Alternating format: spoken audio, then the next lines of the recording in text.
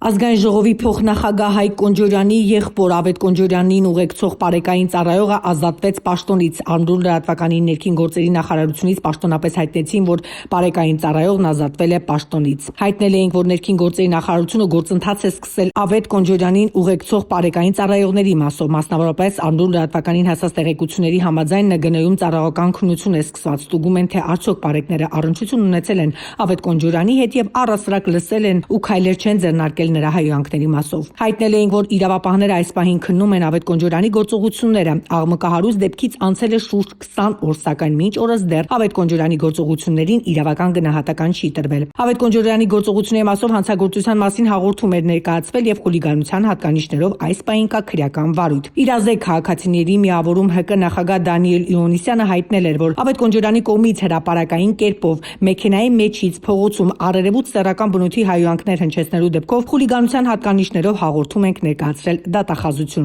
Նշենք, որ Ավետ Կոնջորյանը հրավիրվել է նախաքննական մարմին եւ ծեծի գործով հարձակվել ու տուժող է ճանաչվել։ Իսկ խուլիգանության մասին հաղորդման վերաբերյալ նախաքննական մարմնում քննությունը դեռ շարունակվում է։ Ավետ Կոնջորյանին կառաջադրվի մեղադրանք, թե ոչ, կսպասենք քննության ընթացքին։ Քննչական կոմիտեն պաշտոնապես հայտնել էր, որ ՔՊԱ-կան պատգամավոր Հայկ Կոնջորյանի եղբորը Ավետ Կոնջորյանին ծեծի ենթարկելու վերաբերյալ քրեական գործով 5 մեղադրյալ կա, 5-ն էլ ազատ են արձակվել, խափանամիջոց են տրվել, բացակայելու արգելք եւ 2 միլիոն դրամ գրավը։ Դեպքը տեղի էր ունեցել հուլիսի 25-ի գիշերը, իր տան շքամուտքի մոտ դաժան ծեծի էր ենթարկվել Ավետ Կոնջորյանը։ Դեպքի առթիվ Հայաստանի Հանրապետության քննչական կոմիտեի Կոտայքի մարզային քննչական վարչությունում նախաձեռնվել էր քրեական վարույթ մի խումբ անձանց կողմից ֆիզիկական ներգործության եւ խուլիգանության հատկանիշներով։ Նշենք, որ միշտ ծեծը եղել էր միջադեպ, հրապարակվել էր տեսանյութ, թե ինչպես է Ազգային ժողովի փոխնախագահի եղբայրը Ավետ Կոնջորյանը մեղադրաններից մեկի տան կողքով մեքենան վարում եւ հայհոյանքներ հնչեցնում, սպառնալով գյուլել։